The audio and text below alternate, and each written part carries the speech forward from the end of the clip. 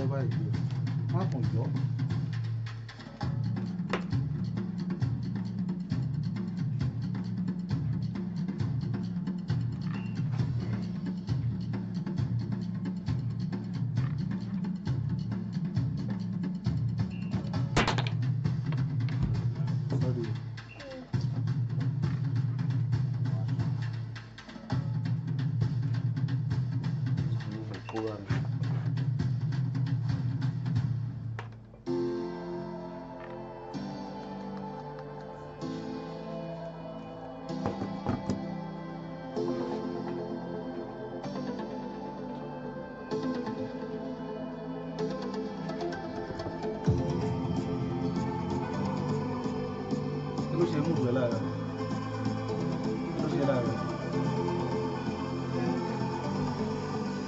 Nothing is wrong with me.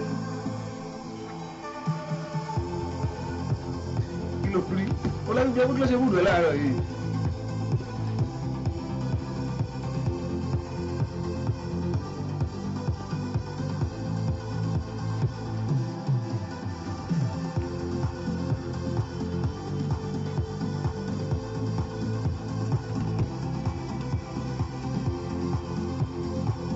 Now that's it with the use you.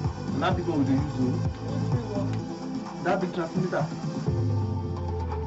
So you know go take that.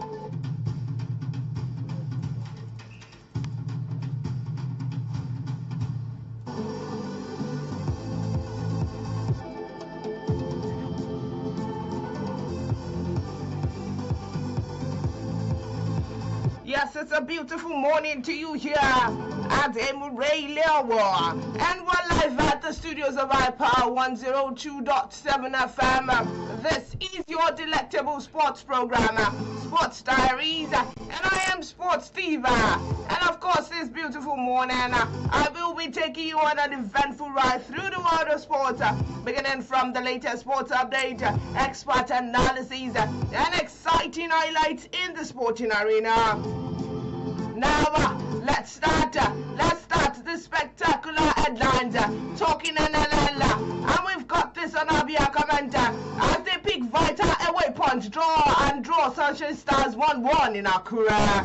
Abia Comet Football Club in Umaya on Saturday drew 1-1 with Sunshine Stars FC of Accra in the Southern Conference A encounter of the Nigerian National League NNL at the Ondo State Sports Stadium Accra. The first half of the match ended goalless, with both sides unable to convert their chances.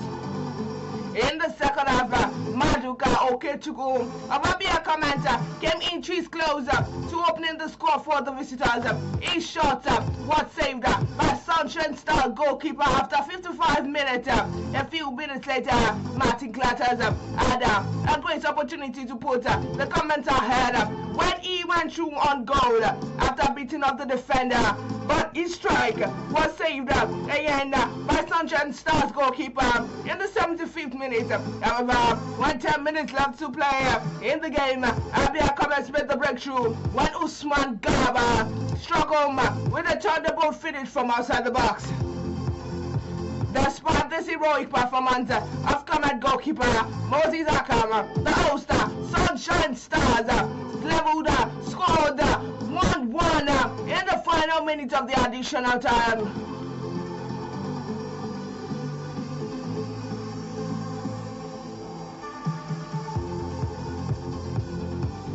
Moving on to the EPL, where Amarima, we've got this one on Amarima, as he gives update on Bruno Fernandes.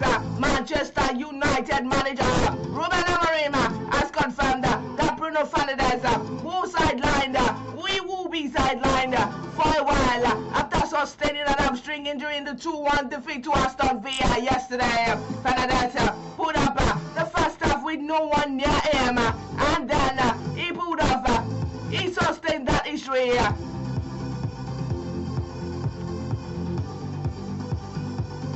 Yes, moving on to the La Liga, where we've got this coming directly directly from Barcelona as they are to finish 2025 4 points clear of Real Madrid. Barcelona will go into 2026 sitting 4 points clear at the point at the top of the La Liga table. This follows their 2-0 win over 10-man Villarreal yesterday evening. Anti Flixman went into the front thanks to a penalty from Rafinha in the early exchanges. Rafinha picked himself and converted a spot kick after he had been fouled by Santi Comesana. Leading into halftime, Renato Viega wild challenge on Lamine Yamal and him a straight red card, making Villarreal assignment that's much more difficult.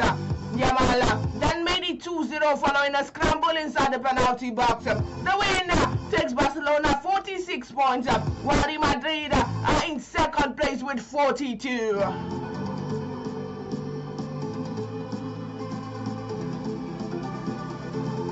Yes, moving to the Bundesliga, where I've got this on Werder Bremen as he speaks on terminating Victor Boniface's loan deal. Werder Bremen has spoken on the possibility of terminating the contract of Super Eagles striker Victor Boniface. The club's sporting director, Emmett Fritz, did not rule out an early termination of the player loan from Bayer Leverkusen. Boniface has struggled since making the loan move from Leverkusen to Bremen after a move to Italian giant AC Milan failed. Asked about Boniface's future at the Bundesliga side after their game with Augsburg, Fritz said, and I quote, Victor is injured at the moment and we are in contact with Leverkusen doctors. We want to let it calm down a bit for now. He'll switch for a few days, then we'll have to see how it develops. After that, however, the topic of sporting future could well be on the table. Boniface has only been able to provide 2 assists this season and is yet to score a goal for the club.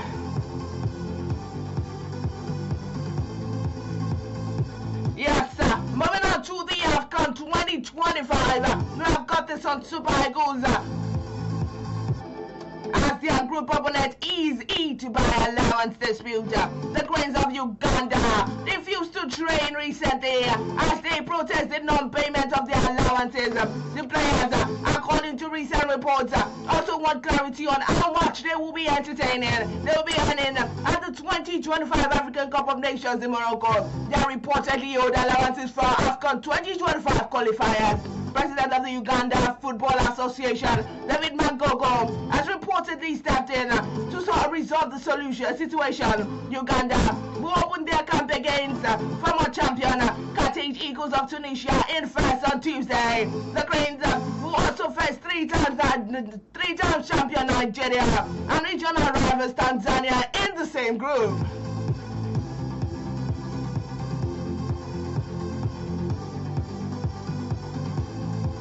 Yes, still talking AFCON 2025, AFCON, and well, we've got this on the Super Eagles as they intensify their training ahead of the Tanzanian clash.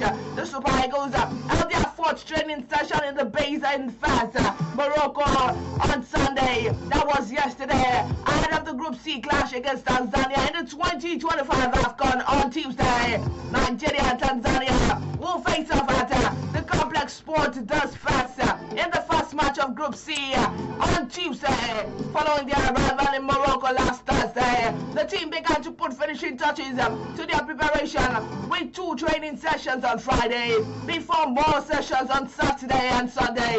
Before arriving in Morocco, the 3-time African champions held a 5-day camp in Egypt, where they also lost 2-1 in their pre-tournament friendly against the host. The Tafa Stars, coach by Miguel Gamondi, are making only their 4th appearance in the African Cup of Nations following the group stage exit in 1980, 2019 and 2023. They are yet to win a match in Africa's flagship football championship after drawing 3 and losing 6 of their previous 9 encounters.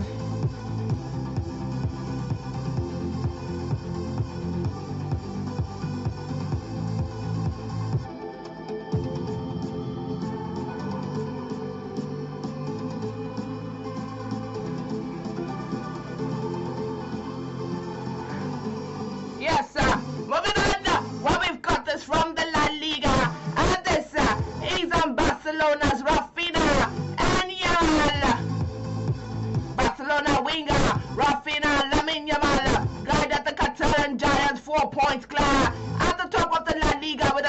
3-0 win at the 10-man Villarreal yesterday. Brazil international Rafinha won and converted an early penalty before Villarreal's Renato Vega was sent before halftime for the late lunge on teenager Yamal. The 18-year-old school slotted home back at second midway through the second half as anti-flick side restored the advantage over Real Madrid.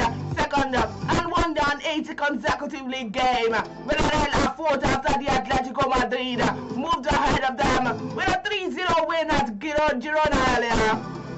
Back at midfielder, Frankie de Jong said, and I quote, "We are happy because we finished this year as leaders, which was our objective. And now we can rest with our fast players who break rapidly, and we have to manage that a bit better.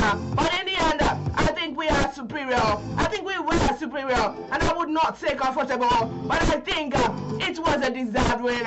Flick, he launched an impassioned defense of Rafinha on Saturday after he was not included in FIFA's best team of the year earlier this week, and the winger quickly repaid his coach.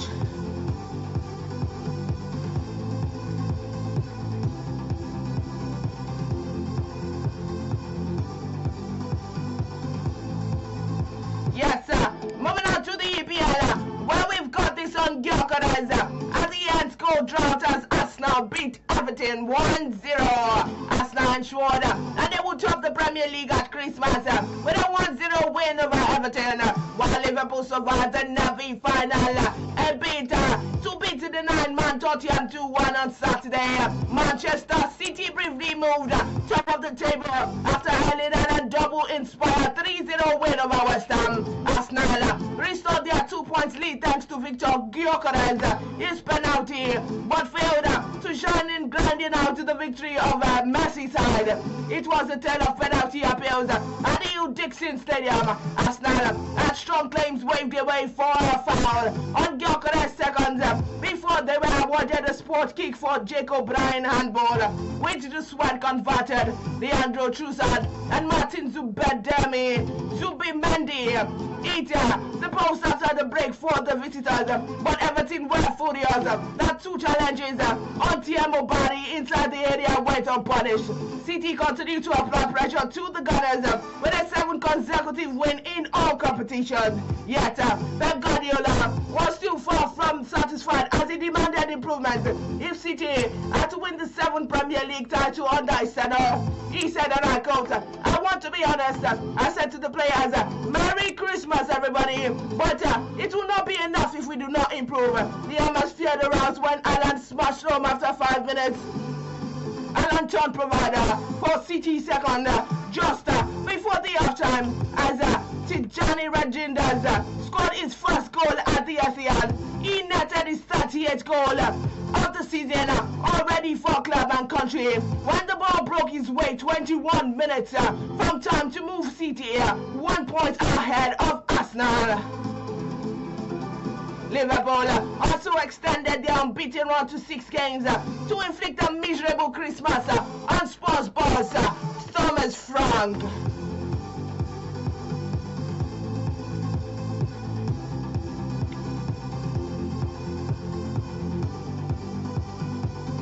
Yes, moving to the EPL, where we've got this on Chelsea as they fight back from 2-0 down to draw 2-2 with Newcastle. Chelsea saved Enzo Maresca from more awkward questions as they fought back for 2 goals down and rescue a 2-2 draw against Newcastle on Saturday.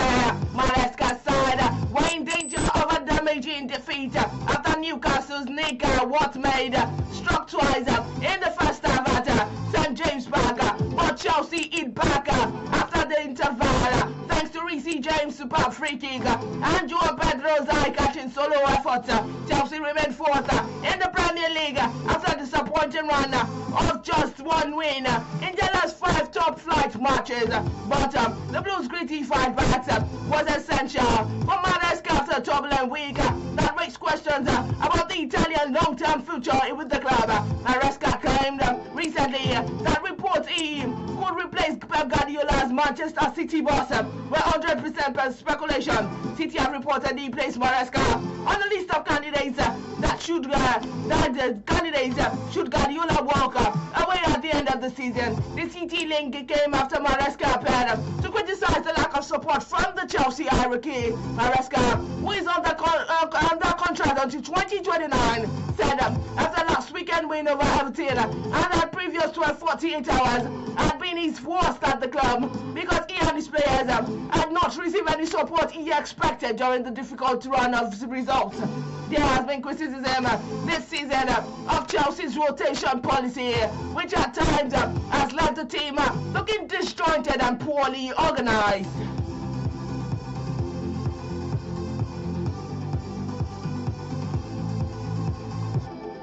Yes, still talking AFCON 2025. As we've got this big news, AFCON 2025 winner to earn $10 million as CAF X prize money. The winner of the CAF African Cup of Nations Morocco 2025 will receive $10 million in prize money. The Confederation of African Football has announced. The CAF president, Patrice Mostapha, disclosed this recently after a meeting of the CAF Executive Committee in Rabat, Morocco. A day before the kickoff of the tournament, the AFCON Morocco 2025 is scheduled to run from Sunday, December 21st, 2025 to Sunday, January 18th, 2026. According to recent statement posted on CAF's website, the prize money, the statement says, and I quote, the prize money for the winner represents 43% increase from the 2023 edition, while host Cote d'Ivoire pocketed $7 million. The prize money has also doubled over a 4-year period. Winners of the total NG CAF AFCON Cameroon 2021 and $5 million before the figure rose to $7 million at Cote d'Ivoire 2023 tournament, and now $10 million in 2025, marking a 100% increase. CAF said the runner-ups at the Morocco 2025 tournament will receive $4 million, while the two semi-finalists will each earn $2.5 million.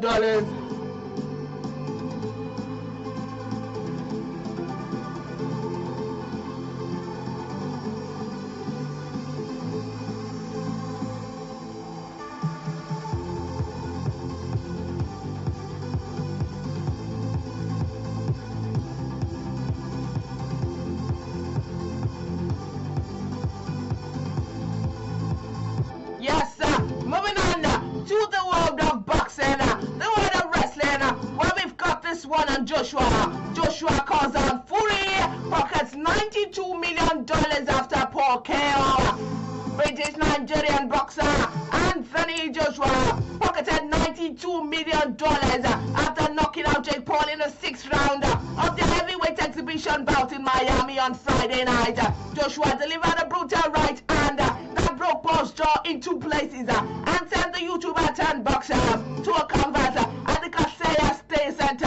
And in the fight and Paul unbeaten streak, the two boxers shared a prize pool of $184 million, while with each receiving $92 million in what represents the biggest payout of Joshua's career, surpassing Izanina from defeating Francis Ngannou. Many predicted the 8-round Netflix heavyweight boxing match wouldn't last the first couple of rounds, but it proved a frustrating night for Paul Joshua, as Paul employed plenty of lateral movement, refusing to engage much with the breach. In the deciding session, Joshua landed a right hand to left hook combination before dropping the fatigued Paul with the right hand on top of the head. Joshua forced Paul onto the ropes and began to unload on him with a brutal right hand to Paul's chin, sending him to the canvas. Paul ultimately failed to beat the count. Joshua was ending a 15-month layoff and fighting for the first time since being knocked out by Daniel Dubios in the IBS heavyweight title bout in September 2024, and was disappointed with his showing.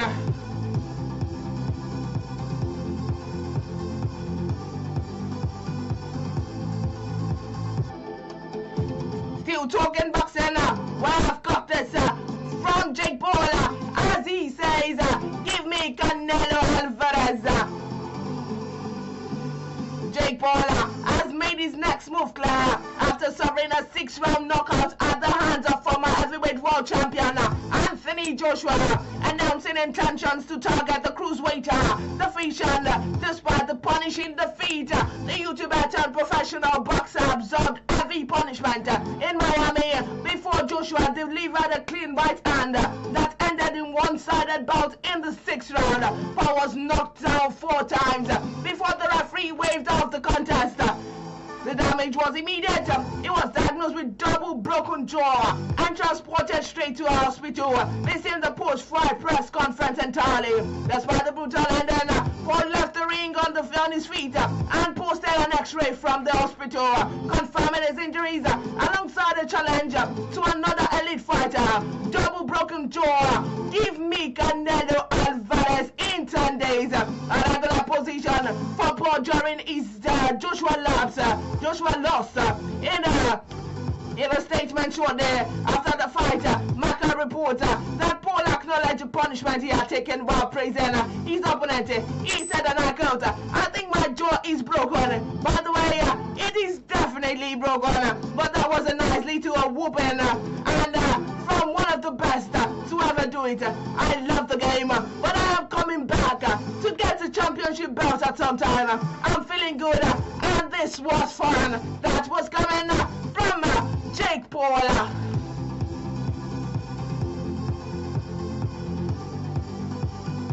Yes, moving on, still talking boxing, of course. We have got this coming from Additional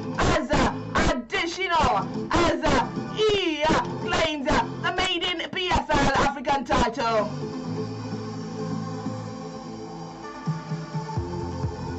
She, beg your pardon, claims the maiden PFL African title. Nigerian fighter Wasi Adesina became the Born Professional Fighter League African Featherweight champion after defeating Cameroonian Alan Majorik by technical knockout in Cotonou, Benin. On Saturday night, Adesina claimed the prestigious title and $100,000 prize money at the Suffolk Dome, where history was made with crowning the first ever PFL African champion. The Nigerian was visibly emotional after his victory in what was described as a classic West African derby. He said, and I quote, "I am very emotional. We thank God. I am very humble. I'm just happy to make Nigerians proud. It's been a journey, and everyone at home in Nigeria can celebrate with me. Yes, we Nigerians celebrate with you." Additional.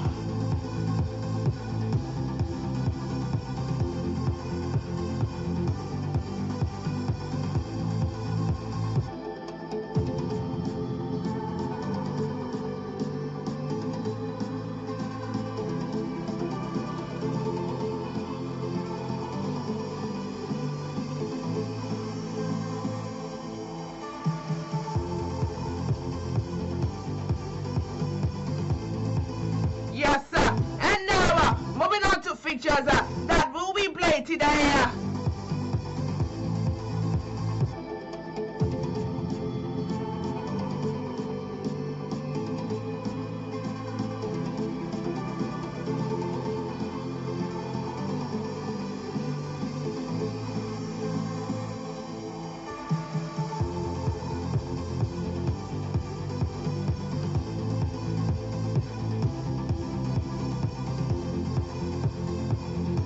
Moving on to features that will be played today, and beginning from the African Cup of Nations, where Mali versus Zambia. It kicks off by 3 p.m. South Africa versus Angola kicks off by 6 p.m.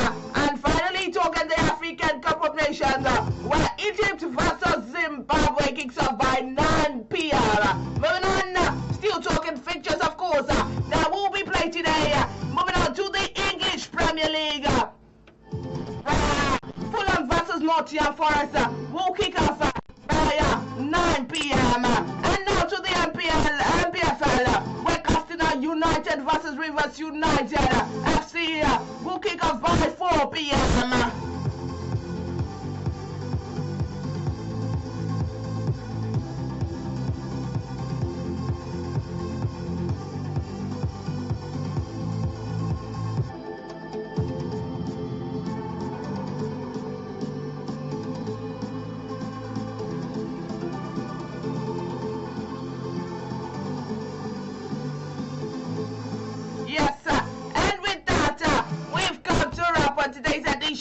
Sports Diaries. Many thanks to those who tune in to listen to me this beautiful morning. Many thanks to those who are here with me in the studios. Many thanks to those who made today's program possible. And until next time, I remain your favorite sports diva. Keep loving the game and stay sported. God bless you.